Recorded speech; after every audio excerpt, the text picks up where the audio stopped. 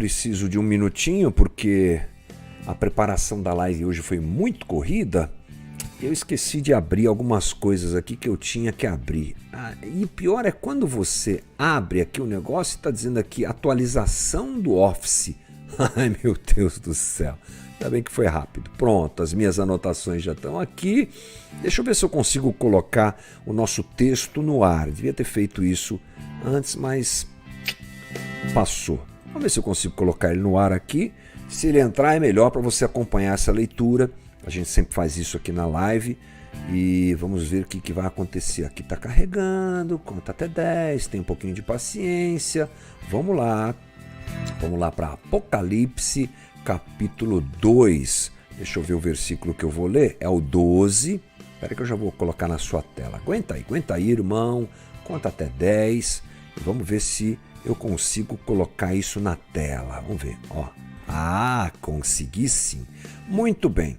Então vamos lá, vamos começar quase que tudo de novo aqui. É esse o livro que eu falei para você que nós estamos estudando, John Stott, O que Cristo Pensa da Igreja. Uma análise muito legal sobre as 7 igrejas que recebem cartas de Jesus escritas por João ali no Apocalipse. Então vamos lá, qual é a leitura de hoje? A leitura é capítulo 2, versículo 12 ao 17, conforme está na tua tela. Diz assim: Ao anjo da igreja em Pérgamo escreva, estas são as palavras daquele que tem a espada afiada de 2 gumes.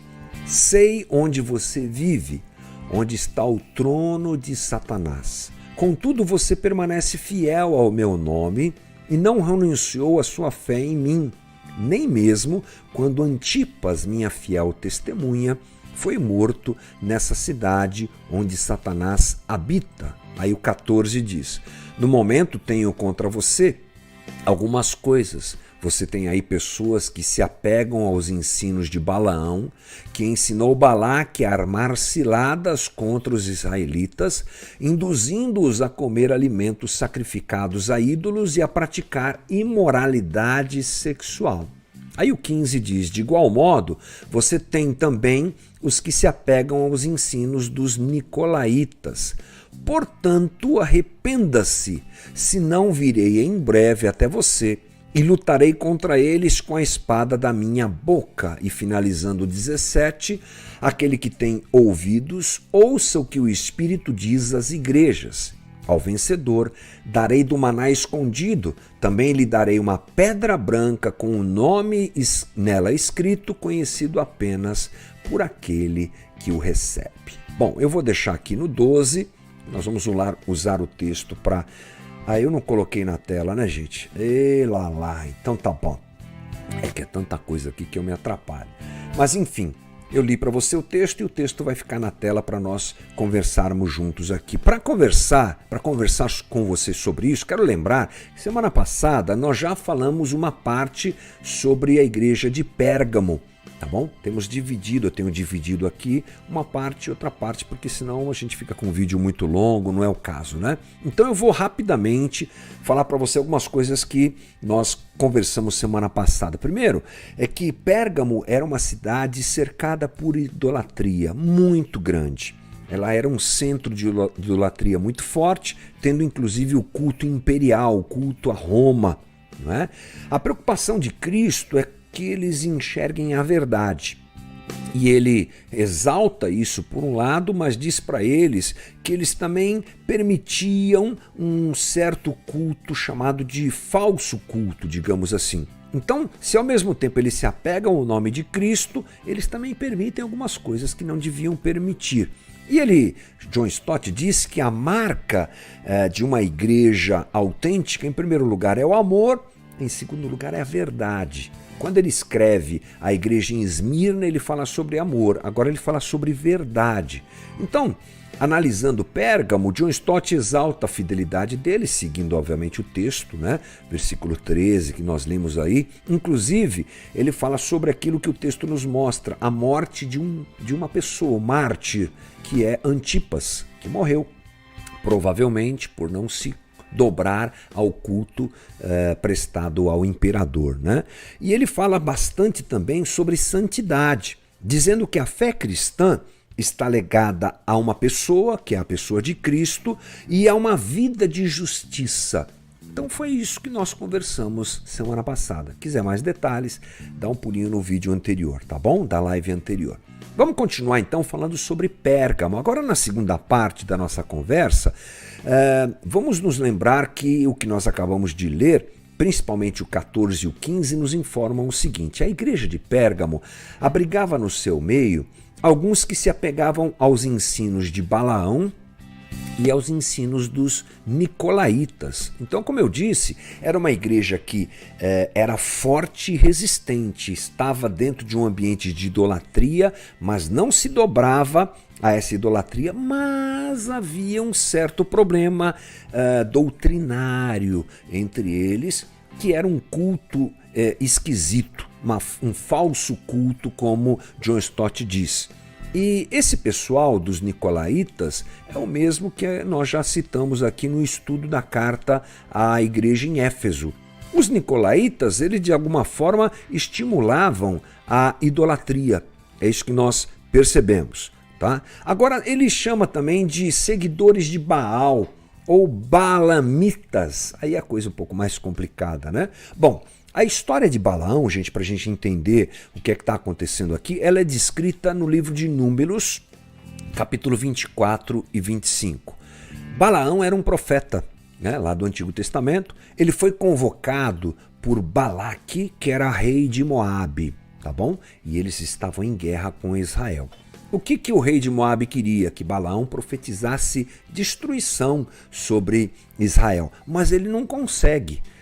Ele simplesmente não consegue amaldiçoar Israel. Então ele cria um outro plano. O plano é enviar moças moabitas para seduzir os homens de Israel, e aí eles iriam cair na idolatria e assim Deus pesaria a mão sobre eles, não é? Então essa é a ideia desse culto a Balaão, dos balamitas, né? Eles eram uma paródia de Balaão para a igreja em Pérgamo, esses balamitas, não é? Eles tinham uma ousadia de sugerir que a liberdade que Cristo nos deu é a liberdade para pecar. Esse é o problema desses balamitas. Eles interpretam a liberdade do evangelho passando da linha, não é? Apresentando aquilo que o teólogo Dietrich Bonhoeffer, no seu livro Discipulado, chama de graça barata. Uma graça que é recebida e interpretada pela gente da seguinte maneira: Deus me ama do jeito que eu sou, tudo bem. Vamos viver a vida, né, flertando e passando dos limites da liberdade, fazendo com que ela se torne libertinagem. Paulo, inclusive, condena isso, né? Então ele dizia assim: nós somos livres. A gente não precisa ser tão radical. Essa é a ideia dos balamitas. E essa é uma ideia que nos assola hoje também. Se assolava a igreja em Pérgamo e é condenada por Jesus nessa carta escrita por João, que é o Apocalipse, né? Ou nessa carta que chega até eles, também deve ser alvo da nossa preocupação. É óbvio. Nós devemos ter cuidado para não seguir esse mesmo caminho. Cristo, sim, conhece a nossa limitação. Disso a gente não tem dúvida. Jesus é bom, misericordioso, e Ele sabe que nós pecamos. Mas o fato de Jesus saber o nosso limite e saber a nossa incapacidade de viver uma vida santa no sentido pleno e absoluto, não abre para nós a possibilidade de deliberadamente caminharmos em direção ao pecado. Ou seja, essa é uma luta que a gente tem que travar sempre. E é esse o alerta que Jesus, através de João, coloca sobre a igreja em Pérgamo. Ou seja, a nossa luta contra o pecado deve ser constante. E Jesus chama a igreja em Pérgamo para que eles se arrependam. Vamos conferir aí? Está na tua tela. Deixa eu colocar aqui o versículo 16. Olha só, um pouco mais embaixo. Ó. Arrependam-se, senão irei em breve até vocês. Arrependam-se. Não se comportem assim, não lidem com a vida assim, não caminhem assim. Mudem, lutem por uma santidade e uma vida santificada, né? De santificação. Bom, Cristo, ele reconhece a fonte desses problemas. E ele diz que a fonte desses problemas é o próprio Satanás, porque no versículo 13, Jesus reconhece que Pérgamo está num lugar em que Satanás governa. A cidade é governada pelo diabo. Bom, quando a gente fala diabo, inevitavelmente vem aquela imagem medieval de um ser rabudo com 2 chifres, vermelho, com pata de bode, aquela coisa toda, né? É uma como é que a gente fala? Caricatura, não é? Não tenha dúvida disso. Nós estamos falando de um ser espiritual muito inteligente, poderoso e sem escrúpulo. Isso é uma boa forma, é o que John Stott usa para descrever esse ser, Satanás, diabo, seja lá o nome que você quiser usar, né? Jesus o chama de príncipe desse mundo. E ele tem um reino e ele tem um exército que comanda esse sistema tão cruel que está ao nosso redor. Não é só você, tendo um pouco de discernimento, olhar para esse mundo que você vai entender por que Jesus diz que o mundo jaz no maligno. Justamente porque a ordem desse mundo, o cosmos, o sistema desse mundo é dominado por esse ser que nós chamamos de Satanás, que a Bíblia chama de Satanás. Mas, ao mesmo tempo, John Stott nos lembra, melhor dizendo, que ele já está derrotado. Se ele tem poder, se nós precisamos ter cuidado com ele, se ele é um ser real que opera mentes e corações, gerando esse sistema tão horrível que às vezes o crente não observa assim, às vezes o crente observa o diabo de um jeito cômico às vezes. Qualquer coisa que quebra é o diabo. O carro quebrou, é o diabo. O cara não me deu desconto na hora de comprar 1 quilo de arroz lá no mercado, é o diabo. Tudo é o diabo. É muito mais profundo que isso. Muito mais profundo do que ficar expulsando, espetando, né, repreendendo. É um sistema. Não é? É um sistema muito mais forte e terrível do que nós às vezes imaginamos. Mas, voltando, John Stott diz, sim, se esse Satanás tem esse poder, se ele está no meio e é responsável pela idolatria, pelo mal, pela corrupção humana, pelo crescimento disso em nosso meio, ele já foi derrotado. Porque Jesus viu Satanás caindo do céu como um relâmpago, João descreve como um dragão e seus anjos sendo lançados à terra. Na cruz, Jesus venceu o poder do mal. A gente não pode esquecer disso. Aquilo que foi dito em Gênesis 3,15, que a serpente seria esmagada, aconteceu. O calcanhar daquele que a esmagou foi ferido, é a morte na cruz, mas a serpente foi esmagada. Então, nós não devemos, ao mesmo tempo, dar uma importância demasiada, mas não devemos desprezá-lo. Mas, mesmo assim, não devemos esquecer que ele já foi derrotado. John Stott diz uma coisa interessante. Mesmo derrotado, ele continua disputando cada centímetro quadrado desse mundo. É isso que ele continua fazendo. E Pérgamo é um desses ambientes. Como diz o versículo 13. Olha só na sua tela, quer ver? Vou colocar aqui, ó. Sei onde você vive. É onde está o trono de Satanás. É muito forte, né? Jesus escrever isso para a igreja. Então, toda aquela idolatria presente na cidade deixa claro esse poder maligno que, inclusive, entra de alguma forma na igreja em Pérgamo, né?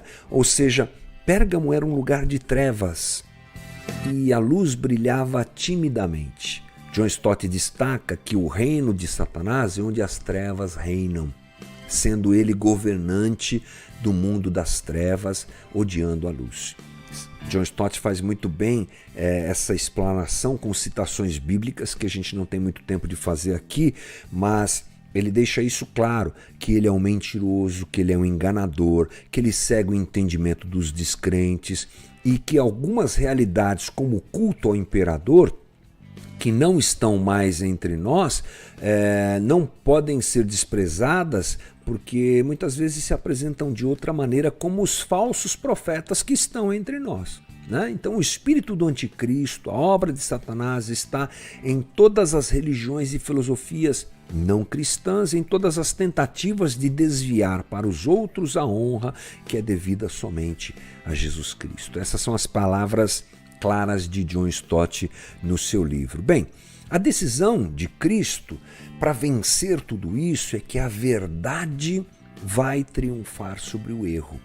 Então é bem interessante essa análise feita por John Stott. Jesus elogia a igreja porque ela é resistente à idolatria, mas ele denuncia o erro do contato deles com os balamitas, com os nicolaítas, que eram flexíveis e relativistas quanto à postura dos cristãos daquela igreja.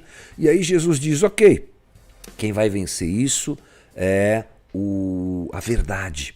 A verdade vai fazer vocês vencer o erro. Então Jesus decide que a verdade vai triunfar e conclama a igreja em Pérgamo ao arrependimento. Arrependa-se. A vitória sobre o erro, gente, vem através da palavra de Cristo. No versículo 12, é interessante que João vê Jesus como aquele que tem a espada afiada de 2 gumes. E no capítulo 1, versículo 16, a espada sai da sua boca. É uma clara alusão simbólica da palavra da verdade que ele proclamou e que é poderosa para mudar a vida do homem. E aí John Stott nos lembra que essa palavra, que essa espada de 2 gumes que sai da boca de Jesus é um símbolo frequente do texto bíblico. Isaías 49 diz, 49:2, ele fez da minha boca uma espada afiada. Paulo diz que a palavra de Deus é a espada do Espírito e que ela é viva e eficaz. Segundo John Stott, vou ler aqui para você, a palavra fere a consciência e o orgulho dos pecadores, expõe a nossa camuflagem e penetra as nossas defesas, revela nosso pecado de pobreza, mata todas as falsas doutrinas. É a palavra da verdade. Deus vence o erro pela proclamação do Evangelho. Isso é incrível. Como é que se corrige uma situação como a igreja de Pérgamo estava vivendo e que nós às vezes vivemos, as igrejas muitas vezes vivem, é literalmente o poder da palavra. John Stott diz assim, a mentira não será suprimida pelos métodos horríveis da Inquisição, nem pela queima dos hereges na fogueira, nem tampouco por alguma legislação restritiva. Ideias não são vencidas pela força, o erro é derrotado pela verdade. Muito legal essa conversa, né? No final do capítulo que nós estamos analisando, ele ressalta que há uma mensagem de juízo também. Há uma conclamação ao arrependimento, mas de repente esse arrependimento não é abraçado por todos. Se não é abraçado por todos, ele apresenta a realidade do juízo, né? Olhando para o próprio texto de Apocalipse.